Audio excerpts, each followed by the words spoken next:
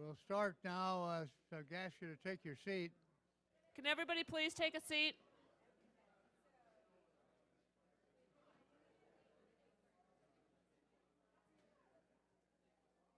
We have the public people in now. Yeah. Okay, that's all set. Yeah, good. Thanks. At least we did that. Where are they? Over there in the back? Public people. I'm at the public. Yes, I think so. I don't know exactly. They had to be over there because there's no other room, no other place Yeah. for them to go.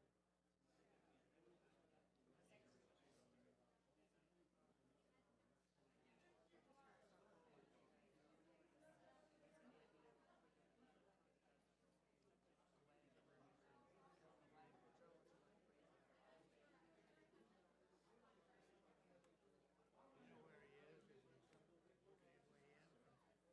I would say let's just roll, and he'll come in. But you're going to do your introduction, so I would say go ahead and start with that.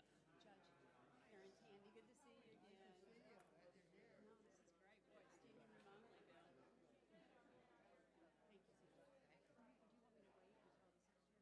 Thank you so much. Do you want me to wait until the secretary? Well, I want him to start the meeting.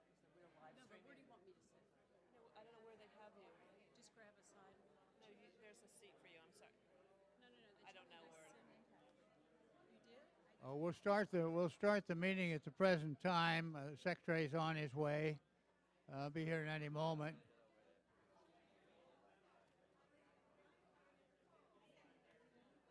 Please take your seats. Please come to order. Thank you. Thank you. We're now in the public part of this meeting. As you know, we're a FACA organization, and we have to observe certain procedures as required by statute. So I'll start with those. The secretary will be here in just a moment. I take a position to call this portion of the committee of the Security Advisory Council meeting to order. And good afternoon, everyone. My name is William Webster. I'm chairman of the Homeland Security Advisory Council, or Hsac for short. This meeting is convened pursuant to a notice that appeared in the Federal Register on January 7, 2016. The Homeland Security Advisory Council, or Hsac, is one of 28 federal advisory committees at the Department of Homeland Security. Under the Federal Advisory Commission Act, or FACA as I call it, these meetings are open to the public.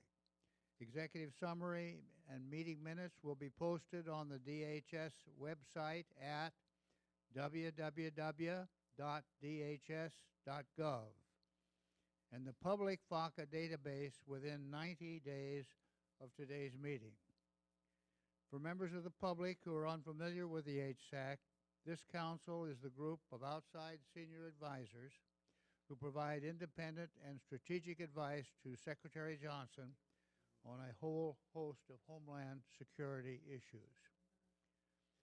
Cell phones and other electronic devices should not be used during this time, and I'd like to ask each of you to refrain from coming in and out of this room until there is a break in between speakers. For members of the public, please reserve your comments until we open it for public comment at roughly 2:45 this afternoon. For the record, we have 33 members participating in today's meeting. And at this time, I'd like to have the members of the council briefly introduce themselves by name and title. I've already introduced myself. Lydia? Lydia Thomas, retired president and CEO of Nobles Incorporated. Dylan McGall, primarily law enforcement, Ohio State Patrol, Secret Service, ATF, FEMA, TSA, and consultant. I'm Bill Livingston, oversee police and Secret Service agent, and former sergeant at arms in the house.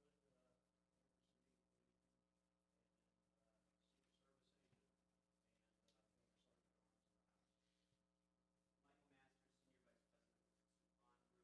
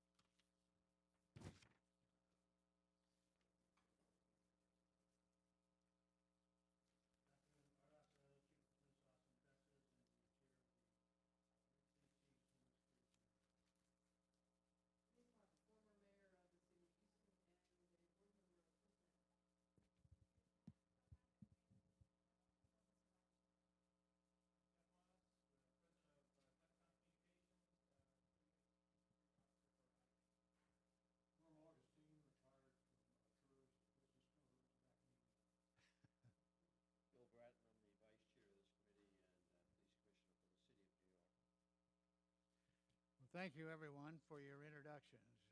And I'd like to acknowledge Sarah Morgenthau, who's seated next to me as the Executive Director of the Homeland Security Advisory Council. And I'd like to thank her for her dedication and all the good work that she does throughout the year to support us. Her efforts have not gone unnoticed by the Council. Also like to acknowledge the Council's Vice Chair, Commissioner Bill Bratton, who has been very busy in other activities, related activities in New York. And we're privileged to have him here today despite our weather predictions. And I would like to personally thank him for his services to the Council. We are now at a point where the Secretary should be here or almost here. I was told he was in the building on his way up. Does anyone have any outside information? Is someone outside waiting for him?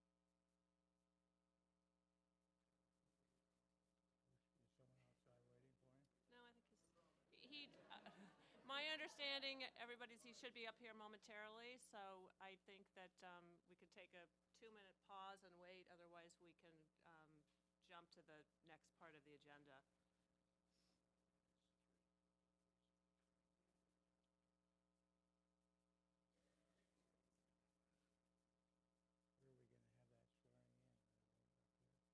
in? Yeah.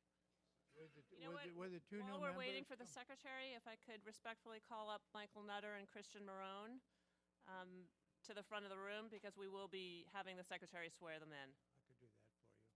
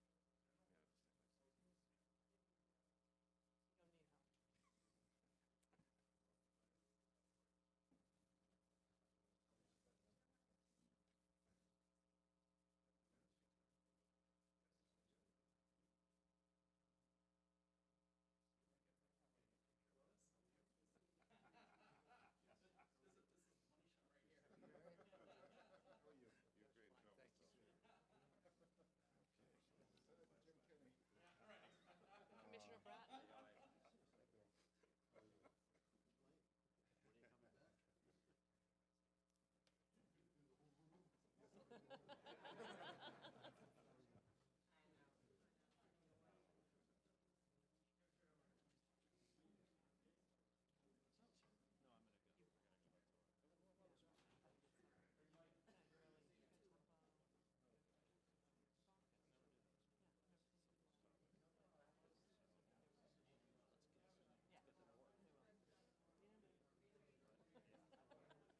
I'll lean in. Thank you for your.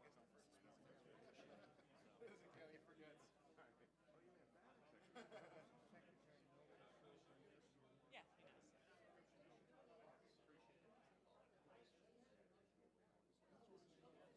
Does he have his Make sure you speak into the mic. does he have his, I got it for him. His oath, yep.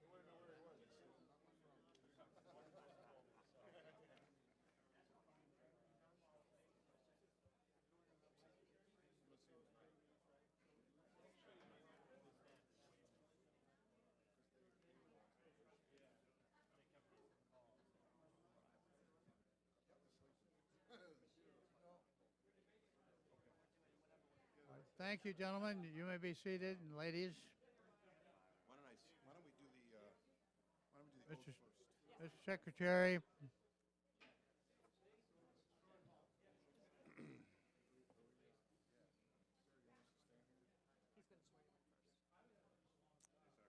welcome back, Mr. Secretary.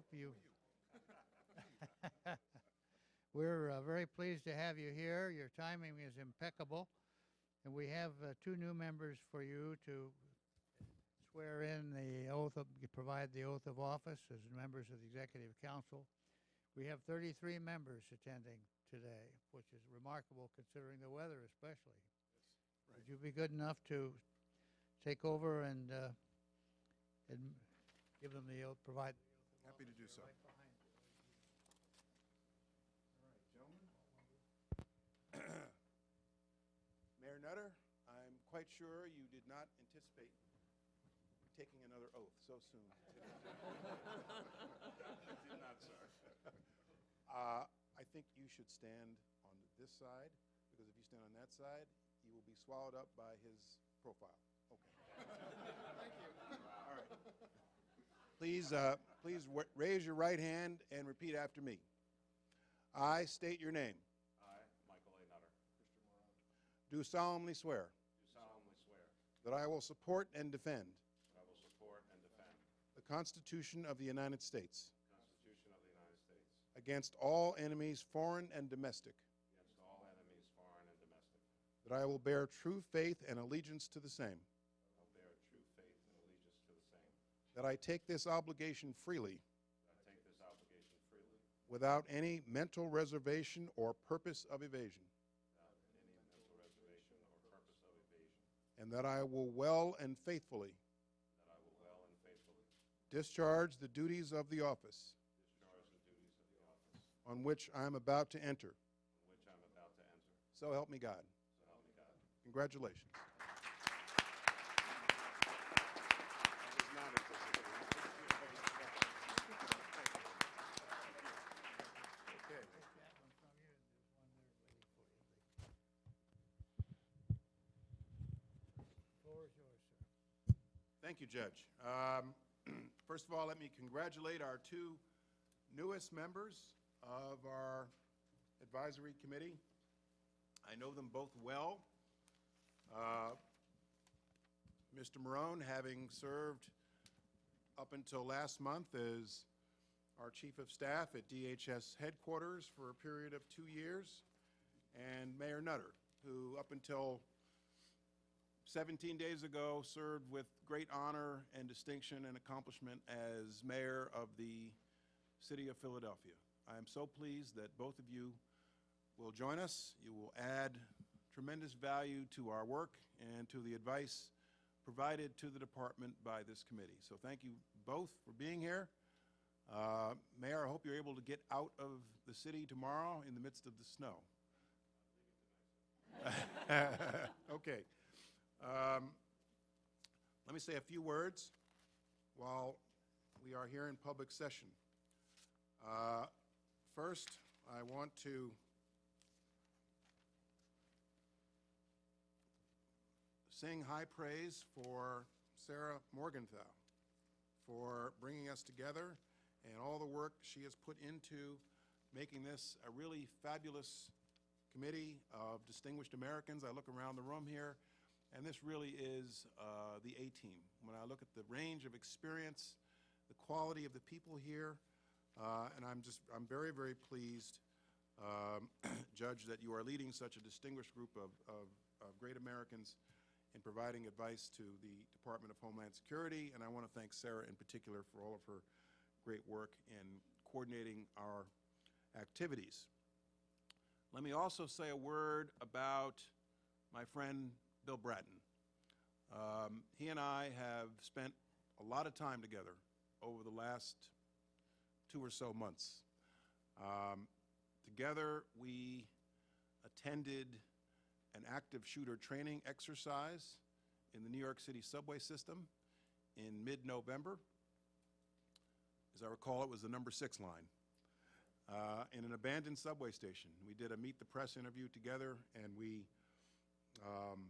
it was an exercise funded by the Department of Homeland Security in part, and I've put out the word to other mayors and other big cities that, I want to do this kind of thing more and more in other cities around the country. We spent Thanksgiving together at the Macy's Day Parade. We spent New Year's Eve together, and people start talking, yes. The commissioner allowed me to speak at the graduation of 1,200 of his new cops on December 29th at Madison Square Garden. I was very honored to have that opportunity. And so, Commissioner, I know how busy you are, especially in these times, so thank you in particular for being here. I am due to give my annual State of the Department of Homeland Security remarks on February 11th, right here at the Wilson Center. I'll do a lot to prepare that speech over the weekend. We have 1 year left in this administration, and I intend to get a lot done during that 1 year, and I've given our senior staff very specific goals and timelines for accomplishing a lot. Overall, my principal priority remains as it was a year ago for me and our senior management team, which is to leave the Department of Homeland Security in a better place than we found it, so that it functions better, more effectively, and more efficiently in delivering our Homeland Security services for the American people. And so, with the leadership of Christian Marone and now Russ Dio, our Undersecretary for Management, we continue to institutionalize our Unity of Effort initiative. We have created a number of things like our Joint Requirements Council. Russ is reforming the hiring process, the acquisition process, the budget-making process. We will raise the levels of employee satisfaction this year. I am determined to do that. And we are institutionalizing our joint task forces for border security on the southwest border. Counterterrorism remains a cornerstone of the department's mission.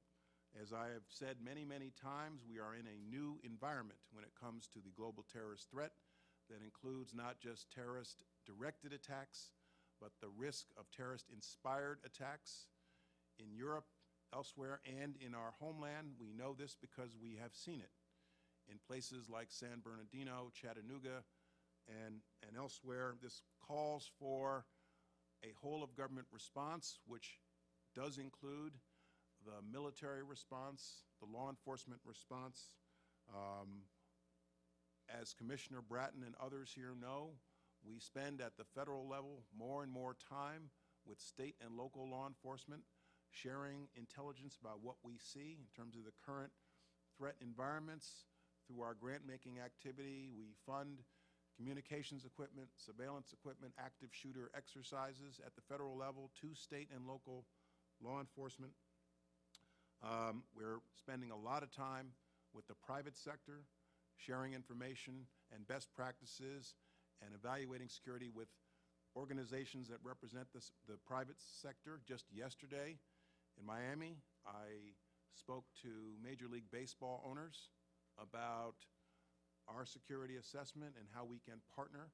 Major League Baseball owners are the trustees and custodians of something like 70 million people a year that go to Major League Baseball games. And so we had that shared interest, and we had that discussion yesterday. We've enhanced our Federal Protective Service presence around federal buildings since fall of 2014.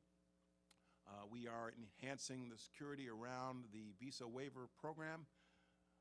Countries for which we do not require a visa, we are adding security to the conditions to be in that program, certain security assurances that we want to receive from countries who are members of the visa waiver program, countries for which we do not require a visa.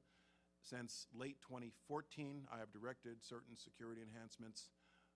We had the first round, which has been very productive and very effective, that went into effect exactly a year ago. In August, I announced more, and then just last month, the Congress itself became involved and codified much of what we had already directed and provided some additional levels of security to that program. We're working with other nations, sharing best practices with them about monitoring travel, maintaining travel data. We are very active now in our so-called CVE efforts. Last month, I announced the creation of our Office for Community Partnerships, headed by George Salim. The White House last week announced the creation of our CVE task force across the federal government.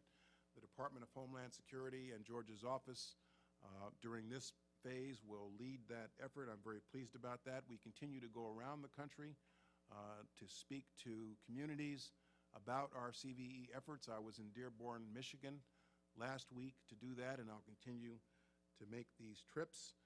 In general, we want to build bridges to Muslim communities in particular.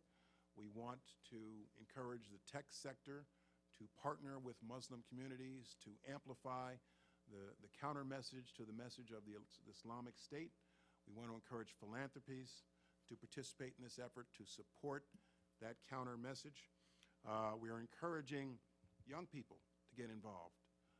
We have funded something called a peer-to-peer competition at colleges and universities where we encourage students for academic credit to help develop the counter message. And we'll have a program here in Washington on February 3rd to that effect. We continue under Admiral Neffenger's leadership to focus on aviation security, both domestically and overseas. We directed a series of enhancements after the crash of MetroJet 9268. Last year, we put in place a number of security enhancements, both overseas and here as well. We're focused now on airport security, and we'll be announcing a few things soon in that regard as well. Under the leadership of CBP and Deputy Commissioner Kevin McAleen, we continue to spearhead efforts to build pre-clearance capability at overseas airports where our customs personnel are deployed overseas at the front end of a flight. We've prioritized 10 overseas airports for this effort, and it moves forward. Everybody here, I think, knows that in December I announced that we have reformed our National Terrorism Advisory System to include a new intermediate level called an NTAS bulletin to better inform the public about the threat environment that we see. The old system depended upon the presence of a specific credible threat. That system and that trigger, in my view, is outdated given the current terrorist environment, and so we've created this intermediate level of terrorist advisory system bulletin, which we issued in December, which has a duration of 6 months. It is a public document so that the public knows what we are seeing and what they can do to help. I was very pleased last month that the Congress passed a very good piece of legislation to improve cybersecurity that bolsters the role of the Department of Homeland Security and incentivizes the private sector to share cyber threat indicators with the Department of Homeland Security. The bill provides for limitations on civil and criminal liability if a private sector partner shares cyber threat indicators with the Department of Homeland Security. We are putting in place the Einstein 3A system. It is now available to all federal agencies and departments across the government. The virtue of E3A is it not only monitors and detects unwanted intrusions into the federal system, it has the capability to block intrusions. Right now, we cover about half of the federalcivilian.gov with Einstein 3A, and we are in a position to build even more to get to 100%. And it's now available. I have let my cabinet counterparts know that, and we have challenged them to get online with E3A as quickly as possible, which has the ability to block unwanted intrusions. We've also built within DHS the capability to share cyber threat indicators real-time in automated fashion. That is a great improvement, which we achieved last year. And before I leave office, I want to make tangible improvements in our cybersecurity capability. Last thing I'll touch on, and then happy to move to discussion and continued reports, is when it comes to the enforcement and administration of our immigration laws.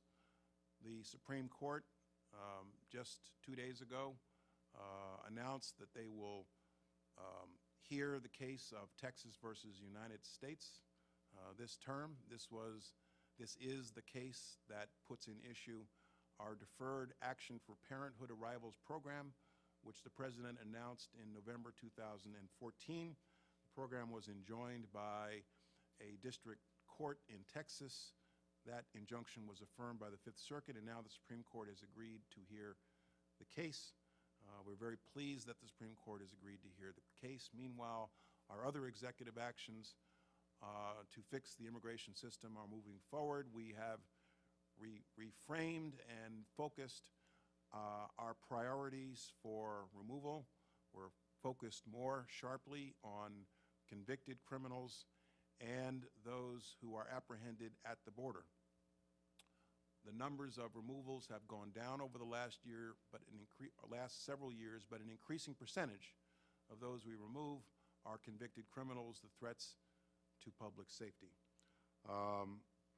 As many of you know, the numbers of apprehensions on our southern border have gone down dramatically over the last 15 years. We had a spike in 2014, mostly kids, families from Central America. That number dropped back down dramatically in fiscal year 2015, and in the fall of 2015, it started to rise again. We have put in place a number of things to deal with it. First and foremost, we in this administration recognize and believe that the problem in Central America is essentially a refugee problem, and it has to be handled as a refugee problem. The Secretary of State announced last week that we want a regional solution to those who are fleeing the poverty and violence in Central America, and we've called upon the UN High Commissioner on Refugees for assistance in this regard. We want a regional solution, and we want a regional approach to this. Meanwhile, we must continue to enforce the law consistent with our priorities. I know that many people are unhappy about that, but it's our obligation and it's our job to enforce the law consistent with our priorities and to maintain border security. Our borders are not open to illegal immigration. I've been saying this for the entire time I've been secretary. I said it again in Guatemala last week when I was there with the vice president for the inauguration of the new Guatemalan president. And so we must continue to enforce the law consistent with our priorities to ensure public safety and to ensure border security. In general, the thought I would like to leave you with in these public remarks, I have discovered in my 2 years as Secretary of Homeland Security that good news is no news in the world of Homeland Security.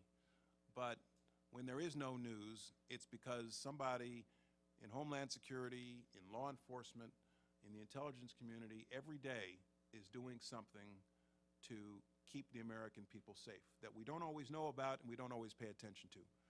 But I've been around this job enough to know of the heroic, outstanding efforts of our people, whether they are in HSI, Border Patrol, Secret Service, cybersecurity, or what have you.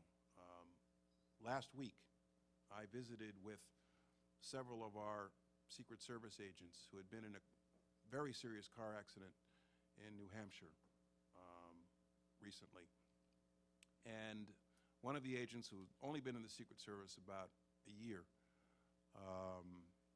entire body is numb, could not wait to get back to work and expressed so much enthusiasm. It reminded me of the level of enthusiasm, General Allen, that you and I saw in military hospitals when you hosted me in Afghanistan, Thanksgiving Day 2012. It was that kind of determination to get back to the unit, to support your colleagues in the unit that I saw just last week. Yesterday, I was in Miami, Florida, and I visited with, this was a real tragedy, I visited with one of our HSI agents who had been badly injured in an incident that occurred in Miami. And I visited with his family, and again, the level of optimism and determination was reaffirming among our people who work every day to ensure Homeland Security. So, Mayor Nutter, I hope you have an opportunity on this advisory committee to get to see the great work of our people. Welcome to the committee, and thank you all for your continued service to the country and to our department. So thanks a lot. Those are my remarks. Mr. Secretary, we're really grateful and very excited about having you spend the rest of the afternoon with us. We have 4 of our subcommittees which would like to make some brief remarks in the open session. I would respectfully ask that each of them keep to a tight schedule. We are running a little bit behind, but we're looking forward to Sorry, hearing I from spoke you. too long. No, absolutely, it's wonderful. Karen Tandy, the former head of the Drug Enforcement Agency, is, along with Commissioner Bratton, has co-chaired our Customs and Border Patrol Integrity Advisory Panel and will give us an update on the work that they have been doing. Thank you, Karen. Thank you. Hope everybody can hear me. Thank you. Mr. Secretary, very good to see you again. Judge Webster and Commissioner Bratton, and also our fearless leader, Sarah. Thank you for giving the Customs and Border Protection Integrity Panel a chance to give you an update.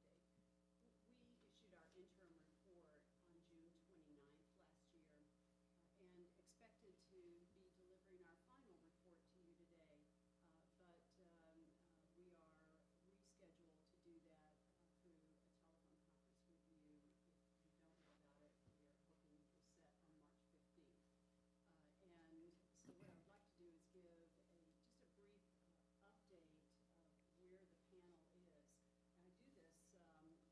along with Commissioner Bratton, who is the co-chair on the panel with me, and we both provide this update along with the many panel members who are members of the Hsac and at this table today. The interim report dealt with, in that instance as well as the final report, are centered upon the December 14th, 2014 memo from Secretary Johnson to the Hsac requesting the creation of this committee. And the panel has been focused since its outset with regard to Customs and Border Protection in key areas that involve transparency, stakeholder and public outreach, use of force, issues with use of force and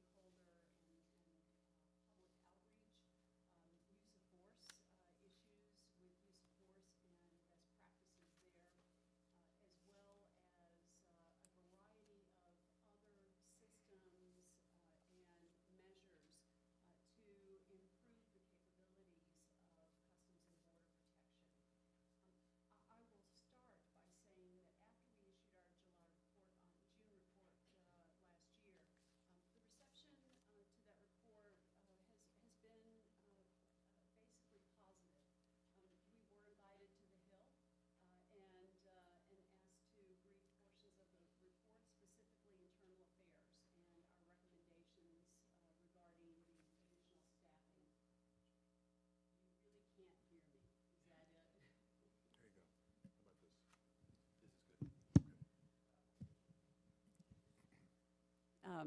I honestly don't even know where to go from here. But hopefully I projected enough and you are lip readers. So I will just continue. The area of the interim report that received some of the greatest attention is the additional staffing recommendations for internal affairs. And as you will recall, the Secretary gave CBP criminal investigative authority over internal affairs matters as simply a year ago. So CBP has had to create out of whole cloth an expanded focus on internal affairs and dealing with anti-public corruption. So with that, we had engagements with the IG as well, since that authority rests at the outset with the IG. There were a variety of interviews that have been conducted since then with both of the CBP unions, a number of stakeholders. We made a trip to the Tucson sector and to the Nogales port of entry, specifically within the last couple of weeks. And our next report will focus on some of the same areas I just described, but I think probably more pointedly. There are areas in the Secretary's memo that deal with prevention and focusing on preventing corruption, not just the investigation and the discipline and punishment and authorities afterwards, but proactive prevention. That is an area that CBP is focused on as well. But I would expect in our final report, without getting ahead of the panel, I would expect you will see a number of recommendations along improved data analytics, being more intelligence-driven, focusing on red flags, and using all of that as part of their training and recruitment and additional capabilities within CBP to actually take the steps necessary to prevent corruption. I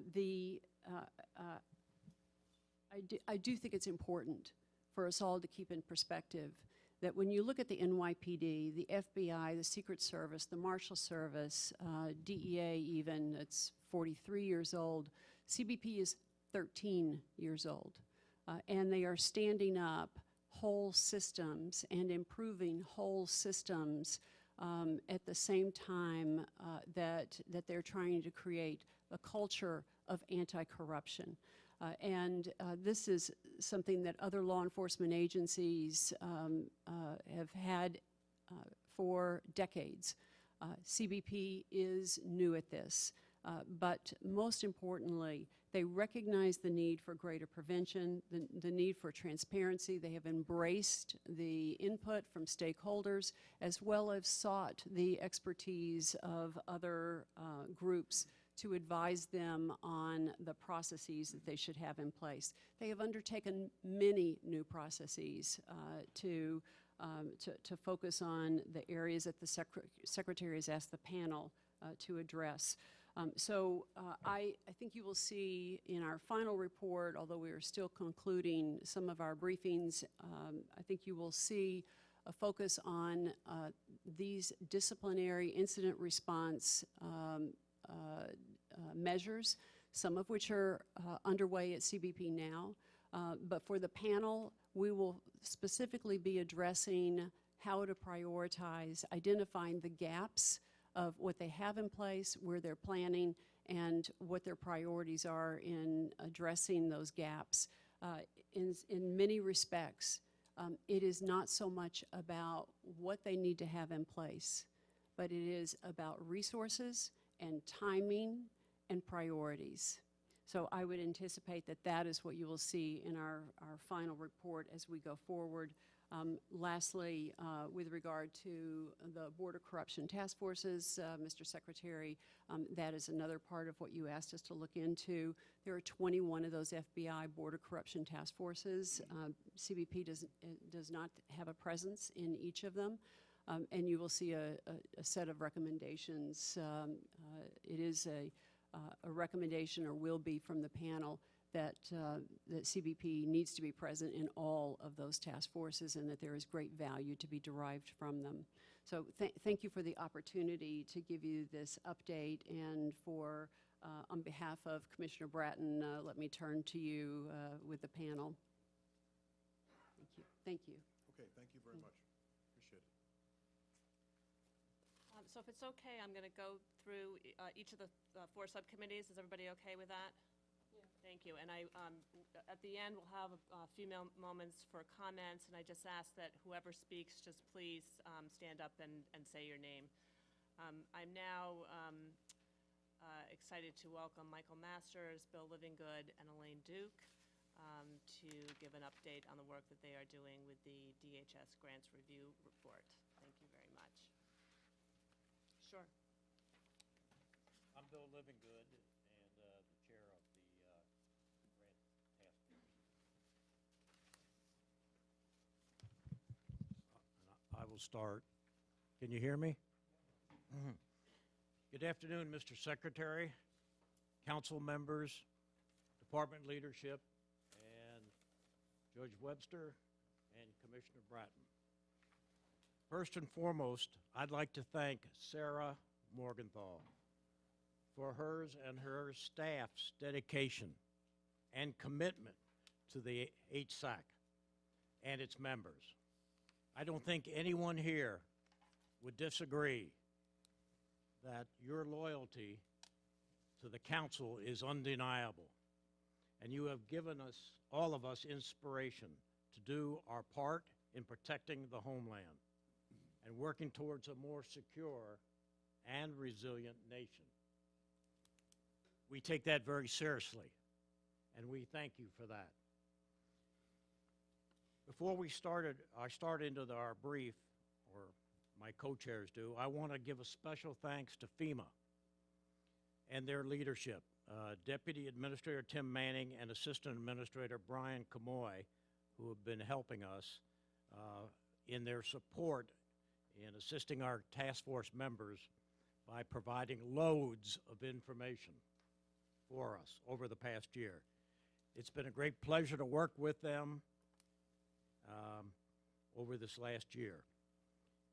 As we reach the final step and stretch of our task, I have full confidence that the task force final report will offer well-grounded recommendations to the Secretary, advising him on how to improve the department's grant programs, while also not forgetting to recognize the accomplishments of the Secretary and his team at FEMA for the things that they already have achieved.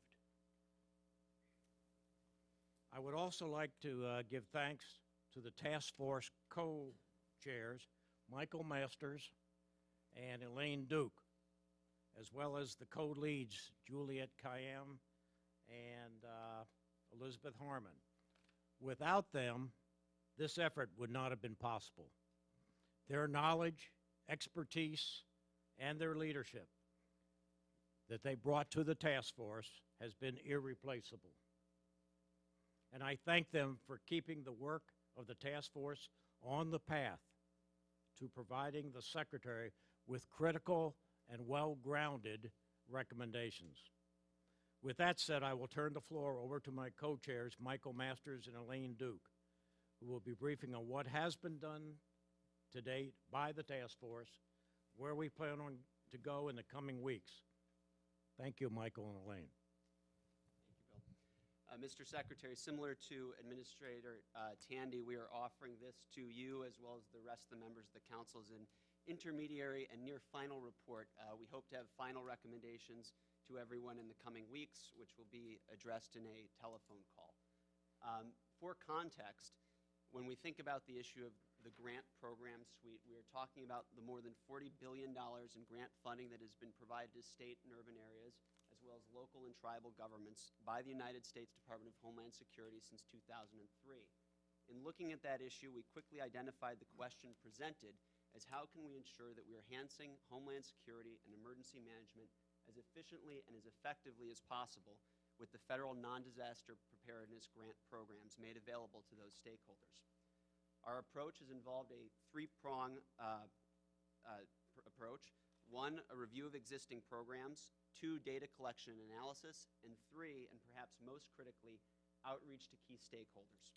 We'll come back to that point in particular. The programs reviewed have been the entire non-disaster preparedness suite of grant programs. Over a dozen independent grants have been reviewed. We've examined their statutory authority, their governing guidance, rules, regulations, their purpose and objective, and most importantly, perhaps, the impact they're having for not only our first responders, but our residents on the front lines who are working to keep our communities safe and secure through a whole community, all hazards approach. With respect to the outreach, we appreciate the time that we've been afforded with this tasking because the outreach has been extensive. We have taken the better part of the last 6 months to ensure that we have been comprehensive in the diverse array of stakeholders that we have engaged. From associations representing first responder communities to individual stakeholders, state administrative authorities, urban areas, and major organizations within both, to multiple offices and officials throughout DHS and FEMA, the task force has received extensive feedback and wonderful support. Some from folks that don't even recognize it, and a number from around the table. The team in the city of Philadelphia has been phenomenal. I'd like to recognize them. Our member of a task force, Chairman Norris, who's been incredible on providing extensive feedback on the impact of these grant programs to our tribal governments, and of course, one of the leaders and probably the leader in local law enforcement, Commissioner Bratton, the support given by the NYPD, in particular Deputy Commissioner Tisch, to providing feedback on these programs has been incredible and extensive, as well as that from FEMA and DHS. Many of the folks who are around the room, from Assistant Secretary McNamara to Assistant Secretary Fong. We would again like to recognize the staff of the Hsac as well, who under the leadership of Director Morgenthau have been incredible partners and hard workers. So our initial assessment has been this.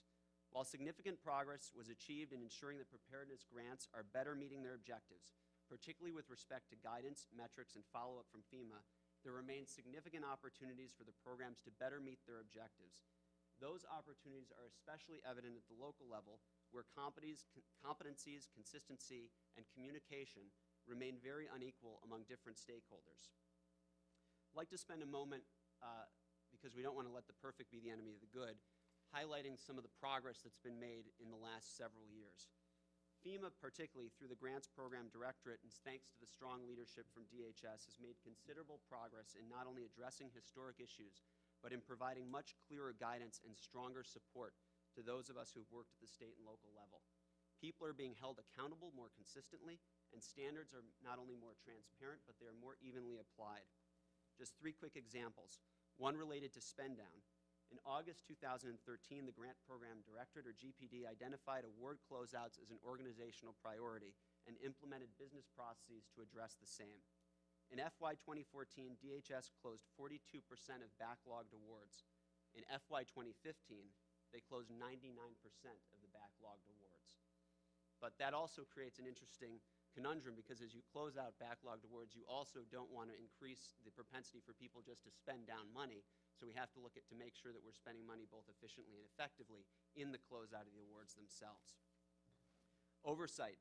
FEMA has implemented risk-based monitoring, moving from monitoring every grant recipient every year, to monitoring 100% of open grants annually through programmatic first-line reviews and quarterly cash analysis with advanced monitoring. One opportunity area, of course, remains coordinating the different audits and monitoring that are going on. The period of performance has been a contentious issue. The period of performance was shrunk to 2 years, thanks to the leadership, Mr. Secretary, of you and the members of the department. The period of performance was lengthened to 3 years. That has received universal positive feedback from stakeholders, who have not only been able to spend the money within that period, but have been able to ensure that they're doing the planning necessary to spend the money effectively and efficiently. Communication efforts. GPD now conducts not only regular efforts to send out notices of funding opportunity, but they follow up with stakeholder calls to ensure that there's understanding of what those grants are and what the deadlines are for the application. So where can we focus moving forward, or what is the task force focusing on? There were 3 main questions of the tasking that we were presented, and we are benefited by Christian's presence on the Hsac now, since he was heavily involved in the writing of the tasking. 1, what are the intended outcomes of the grant process? 2, what are the mechanisms to achieve those outcomes? And 3, how can DHS best support a whole community approach that is fundamentally rooted at the local level? We believe that we can answer those questions with recommendations that focus on working to enhance competency and execution of the grants, consistency in understanding and application, and communication buy-in between stakeholders. Our recommendations will be geared towards giving FEMA additional tools, and DHS as well, to assist them in helping locals as well as other stakeholders in these critical areas. And with that, I'm going to turn it over to our co-chair, Elaine Duke, to run through some of the specifics. Thank you very much. It was rewarding to see, as we went through this review, to see how the department and FEMA continue to mature the grants processes along with the recipients. So it was encouraging. Like Michael said, we initially looked at this in 3 separate subtaskings: the outcomes, the mechanisms, and the whole community approach. This is a very broad tasking, a very broad scope, and only surpassed by the diversity of the stakeholders that are involved in the grants process. However, once we got through probing very deeply into each of the three major questions, we did find that there were a significant pattern and redundancy of the feedback we got from the stakeholders. And as Michael said, a lot of it came to the competency, the consistency, and the communications, where there were unequal applications or misunderstandings when you go from the entire group of stakeholders in the grants process. Within the first question about outcomes, one of the things that we saw a lack of clarity on, and we'll have recommendations, is regarding whether the grants possess a terrorism-specific versus an all-hazards approach. And we know this is going to be a continual process. It was just addressed recently with the cyber addition to the program. So this will be a living process. Also, the use of the threat, hazard, identification, and risk assessment, THIRA process. It's relatively stable, but it's being used differently throughout some of the recipients, so we'll be looking at that. Also, in the area of mechanisms, we really focused on the grants guidance. One of the things we wanted to do in our recommendations would be to have a substantial amount of recommendations from the stakeholder feedback that the Secretary and his leadership could implement within their own authorities. So these can be immediate enhancements to the current process. So we have several recommendations in the terms of grant guidance to clarify some of the redundancies before programs, really try to drive towards that planned regional systemic approach rather than what some of the criticisms have been about just buying things. And again, the three-year funding has helped. And also position the recipients to really be as effective as they can in spending the money within their own jurisdictions by ensuring the policy is clearly communicated and interpreted consistently. And then finally, subtasking was the whole community approach. That is, we found that largely the stakeholders are in support of the whole community approach. There still is a desire for more guidance, best practices, consistency, and continue driving down and across the communication and the consistencies in the interpretation. There still is, at the local levels, a lack of awareness of funding opportunities and information. So really needing to drive the enhancements and improvements that have been done at the DHS FEMA level and maybe at the state level, and ensuring that that communication, again, is across and down to the lowest subrecipient level and even to the users. So again, we'll have a mixture of recommendations. We appreciate the support of FEMA and believe that we can take immediate steps with the 1 year left as Secretary Johnson being with the Department of Homeland Security to implement most of these recommendations. We have done extensive stakeholder feedback, and you'll see that our recommendations are really where they would benefit a diverse group of stakeholders. And we did see those synergies, and we're pleased to see that. We are in the process of composing our final report, and we are working on the final revisions, and we expect to have the public session on or about February 29th.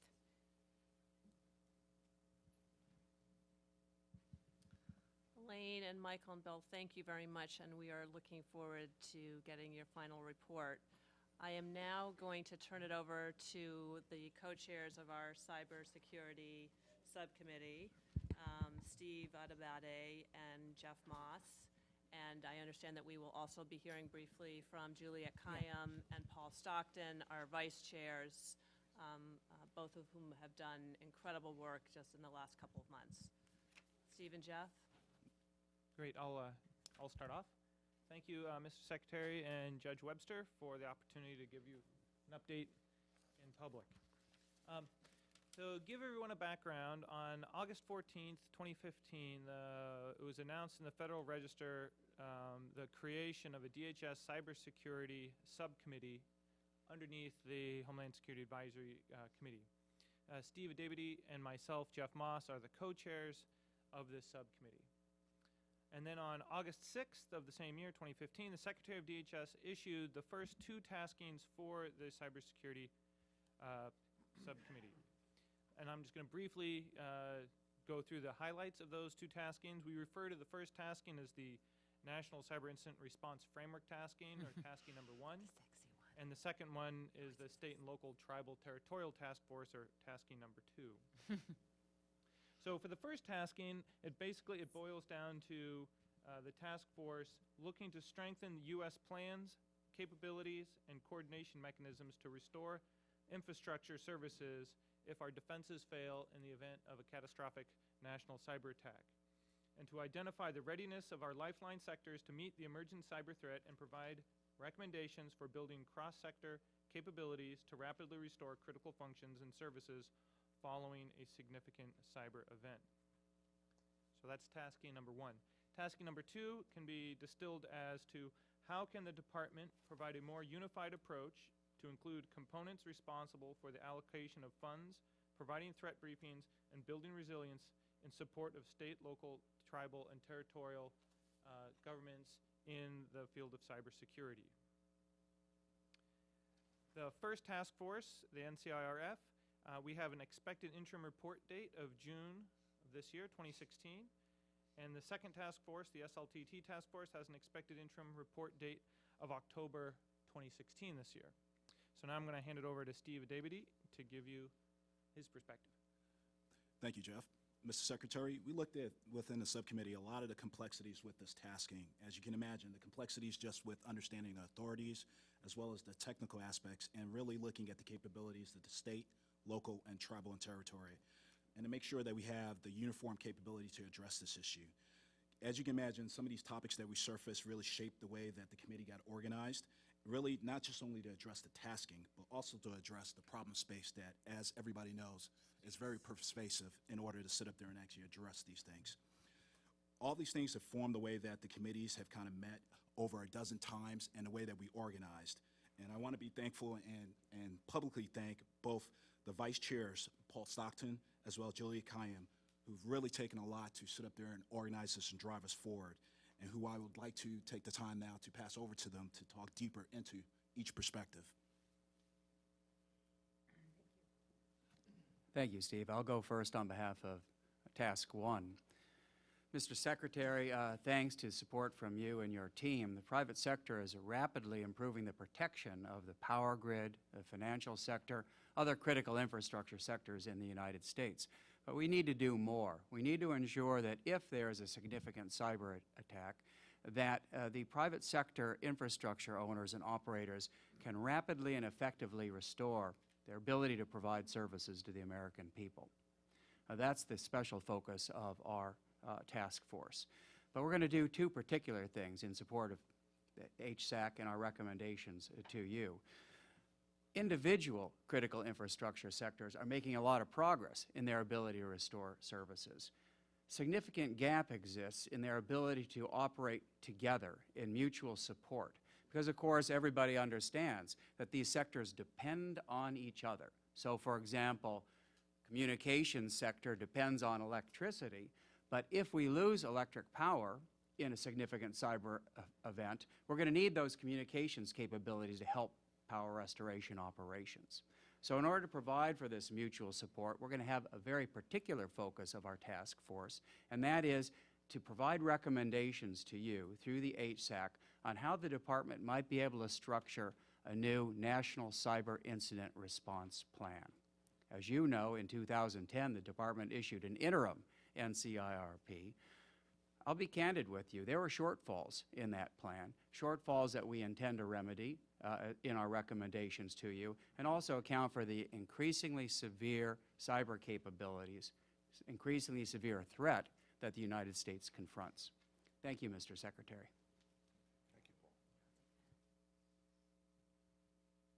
Thank you, Mr. Secretary and the chairs. I was asked to review the sort of state and local capacity and integration with the Department of Homeland Security based on essentially my experiences, not as a cyber expert, but someone intimately involved with state, local, tribal, and territorial capacity. While we are at still the assessment stage, I thought I would lay out three sort of key takeaways or themes from what we found so far. And the first is just not good news.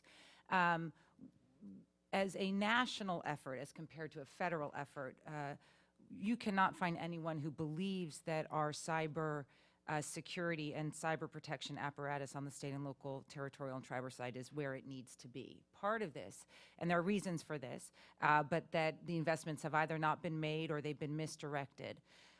And the challenges that are accruing because of that are essentially starting to show themselves right about now, where people are waking up and realizing the vulnerabilities of their network.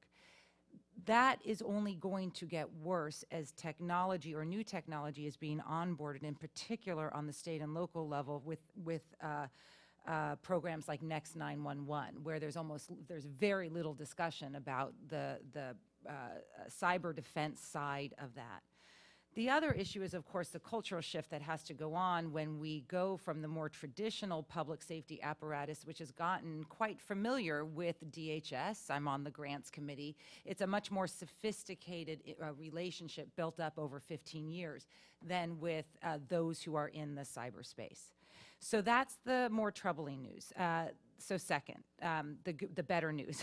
I guess I should say, it's not DHS's fault. I mean, in other words, not most state tribal, most of our partners view DHS as being in a good and getting better place. In particular, the Hsac has, at least on a tactical level, gotten rave reviews. And what they asked of us was, can we utilize and in some ways manipulate DHS to help them? In other words, they're sort of the CIOs, the cyber people are sitting on the outsides of a very sophisticated homeland security apparatus, which involves very noisy police officers, firefighters, and others.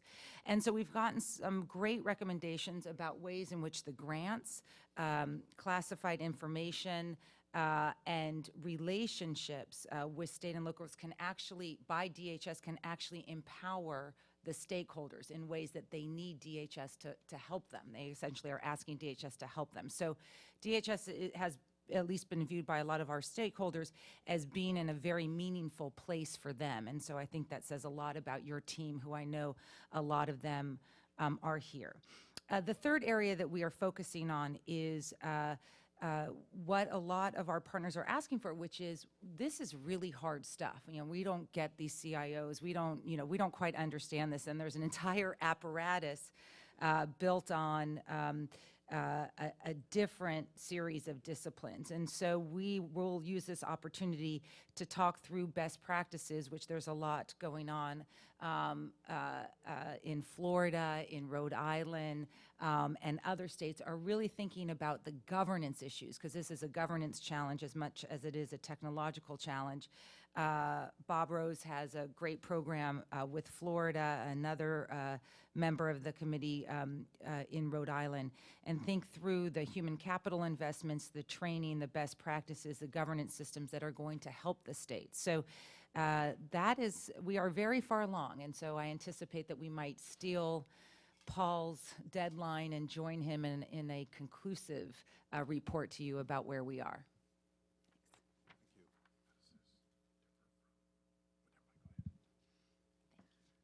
Juliet and Paul and Jeff and Steve, thank you very much. You guys have been doing some incredible work, and we look forward to hearing more, and I know we'll be working together the next few months. We are now going to hear from the co-chairs of the CVE subcommittee, Farah Pandith and Adnan Kifyat. Adnan, do you have a place? Okay. He does. Do you guys have mics that are working? We do. Okay. Good afternoon. Perfect. Mr. Secretary, we're really delighted to have a chance to talk to you about your vision for the Countering Violent Extremism subcommittee that has just been stood up, and certainly it could not have been done without the good work of the Foreign Fighters Task Force. So I really, my hat is off to both Paul and Ali, who did a tremendous job on building a platform from which we are going. To just review the tasking itself, there are 5 components to this tasking. What opportunities or platforms will be used for the facilitation of the public-private partnerships with both the technology and philanthropic sectors? How can the department develop new networks and a framework for sustained dialogue and engagement with technology companies, foundations, and philanthropic organizations? What other non-government sectors besides technology and philanthropic should be leveraged for CVE, and how should the department engage in those sectors? how can the department work to look at the education and mental health professionals to help parents and schools understand how to counter youth radicalization to violence? And finally, how can the department inspire peer-to-peer attempts to challenge violent extremism through public-private partnerships? Sir, you outlined in your comments a lot of the good work the department is already doing, that has already begun in this way. And what we would like to do is build off of your vision for engagement in our country and to develop a new kind of vision for how we look at countering violent extremism. Toward that end, your office that you stood up with George Salim taking the helm, we will be working very closely with him, and we'll get into a further discussion about that. But we also want to really recognize that even in the course of the last few weeks, the work that you have done, specifically your visit to the Adams Center, and specifically your visit to Dearborn, has done a lot for us to sort of reframe and rebalance the way we're looking at CVE, and I think that's going to be really important. The group that has met, we have already met twice and had some very robust conversations and are just beginning the assessment phase.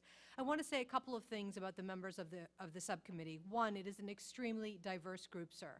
We have not only the diversity in traditional ways, the diversity of experience, the assets and the experience, firsthand experience of people on the subcommittee is going to provide, I think, a very unique set of recommendations for you as we give you the report. There are also, we've divided things up into sectors that we're going to be focusing on, and there are 6. One is millennials and pop culture in terms of how we're looking at CVE. The second is communication and messaging. The third is certainly the technology sector and social media platforms. The fourth is this issue of funding and how we look at finding new resources for this. We've had a lot of discussion over the last few years in government about where we get funding for civil society to be able to do things. We are hoping to crack that nut open a little bit more, to be a little bit more comprehensive in terms of how we think about that. And then there are 2 sectors, sir, that we have not actually done enough work as a nation on. One is, how do we look at the education sector? What are we doing about education? How do we involve parents? And finally, certainly, the piece on mental health. There's a lot that has been said in the last few weeks, certainly on national television, about mental health, but very little has been done as we incorporate that into the CVE dimension. So those are the sectors that we will be looking deep into and providing reports. Adnan, if you would take it from here. Sure. Thank you. Thank you, Farah. Mr. Secretary, just to add to what Farah said, the recommendations that will be in this report will be forward-leaning. All the committee members, the subcommittee members have been excited about finding things that are working, things that are measurable, things that have had results on the ground, and those are the recommendations that you will find in the report. The second thing I just want to emphasize, and Farah's touched on this, is the process of coming up with the report will be respectful of the communities that we are seeking to engage with. And that will be a guiding force for the subcommittee to engage in a dialogue and engage in programs that are respectful of the communities and take into account the specific needs of the communities that we are engaging with. So I just wanted to add those 2 points. We look forward to producing the report for you, sir. Adnan and Farah, thank you very much. It's been an honor to work with both of you. I'm now going to open up the meeting for comments from the public. I'd like to ask that each comment be limited to no longer than 30 seconds, and that any question you have, sorry, I was told to say that, to be submitted in writing to the Homeland Security Advisory Council. I'd also just like, if anybody has a question, to please identify themselves. Thank you. Do we have any questions?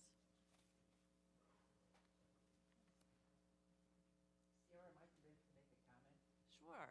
Okay. So, Mr. Secretary, I wanted to pick up on one thing that Juliette said.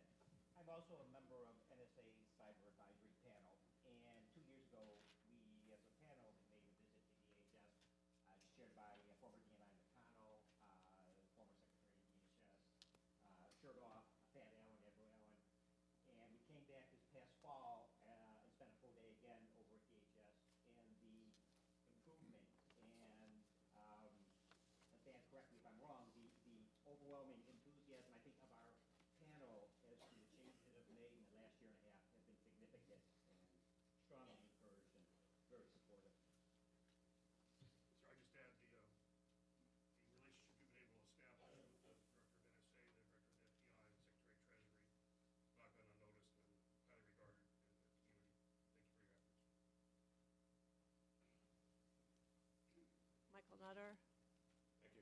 Secretary, I just want to say thank you to you and the team here. As a local elected official, the relationship that's been established between many of our cities and local governments and the Department of Homeland Security has been critical to our efforts to make sure that our local public is safe, and certainly with the biggest event in modern history in the city of Philadelphia, the papal visit to the United States, Washington, New York, and concluding in Philadelphia with 3 huge public events. The work of the Department of Homeland Security and the many agencies that you oversee was critical to the success of that day and that weekend, that week, quite frankly, and I want to thank you for those efforts. Lastly, I do seem to remember something about that, yes. It was kind of a big event, and a lot of people came. You know, so we believe over 1 million. There are others who have other viewpoints, but it was a lot, as we say back home. Good way to close out your 8 years in office. Yeah, it was nice.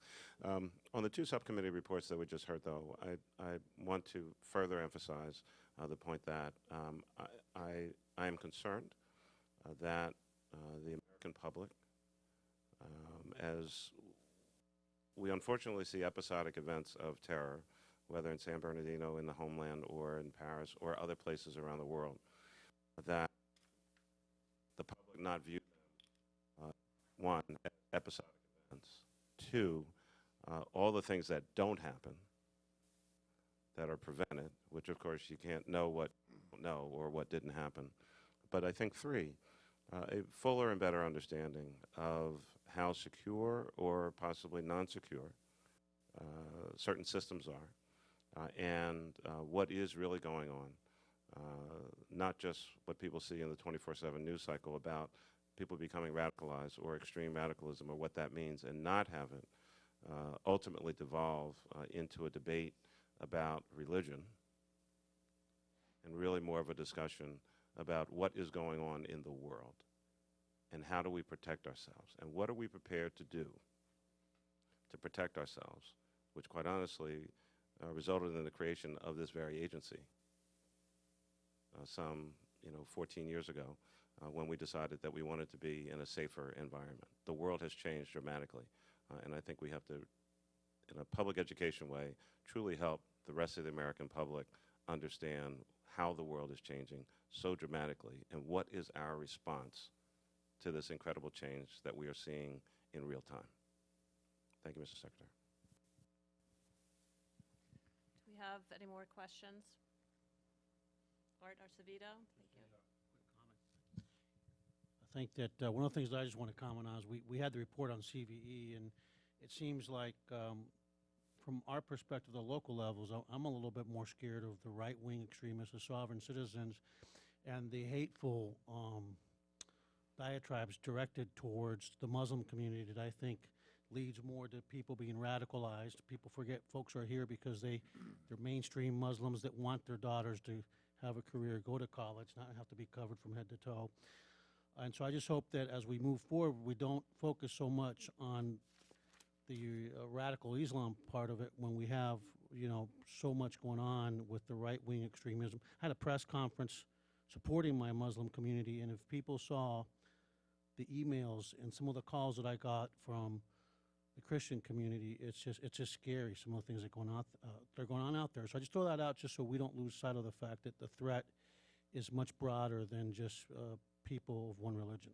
I agree. By its terms, our CVE mission is not limited to engaging Muslim communities. There are radical, violent elements in this country that are not Muslim, and the reason we are spending a lot of time and energy in Muslim communities is because the Islamic State is targeting them. The other thing at work here is when you're talking about right-wing, extreme, violent behavior of a domestic nature, by definition, with a lot of these groups like sovereign citizens, you can't engage them. You can't They're sovereign citizens. And so when I go to Muslim communities, like at the Adams Center, I sit down with patriotic, peaceful American citizens to encourage them to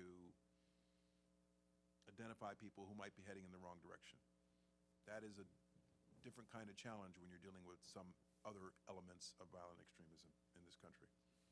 So, and for that, very often we have to depend upon the law enforcement effort as well as the Homeland Security effort. Yes, sir. I think that's why the focus of the CV group on also looking deeply into the counter-narrative when we talk about art, you're right, the ultra-nationalist right-wing folk, not when I say right-wing folks, that's not even a good description, we're talking about people who are neo-Nazi.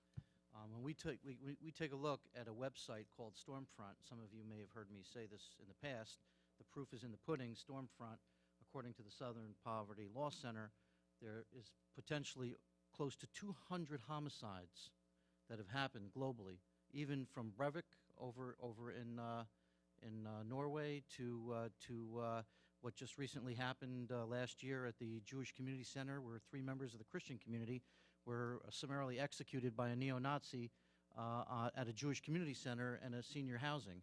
And the common denominator between Breivik and the individual that committed the homicides in Kansas was a website. So the same methodology is being used by ISIS and those abroad, and the messaging is also being used by neo-Nazi groups as well, very successfully. So whatever counter-narrative is built upon right now, if it's ISIL that we are most focused on, as we should be, the same methodology, it's the same methodologies. They're reaching our young people in the exact same way. And as I say, when you can say that nearly 200 homicides, each one of those homicides, when studied, the individuals visited that Stormfront website. So, there's definitely proof in the pudding there that your message is a good one. Ned Norris. Thank you. I'll just take a minute. Mr. Secretary, just wanted to thank you for the opportunity to serve on the advisory council here and say that, it's not easy for organizations or entities like this to fully grasp and understand the unique relationships that tribes have within the United States of America and the unique government-to-government obligations that we have to each other as in understanding tribal sovereignty and tribal issues. And it's extremely encouraging to hear in the subcommittee reports when they include tribal governments, tribal nations, tribal entities in the course of developing these recommendations to you.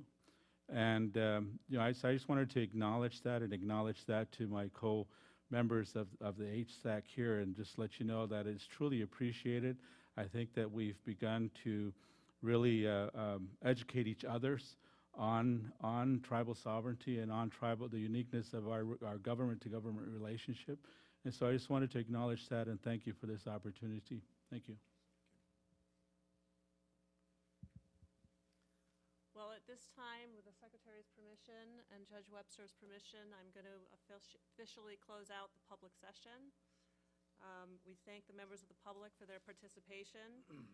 Members of the public who would like to provide further comments or questions to the Homeland Security Advisory Council may do so in writing to Homeland Security Advisory Council, U.S. Department of Homeland Security, Mail Stop 0445, 245 Murray Lane, Southwest, Washington, D.C. 20528. You can also email us at hsac@hq.dhs.gov. HSAC information and meeting minutes may be found at www.dhs.gov/HSAC.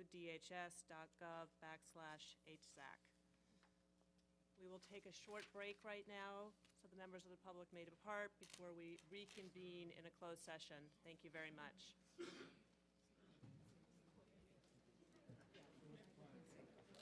Members of the council, if you could come back in 5 minutes. Amazing. Funny to head out at 3:30. I think this is probably a good time to do that. Yes.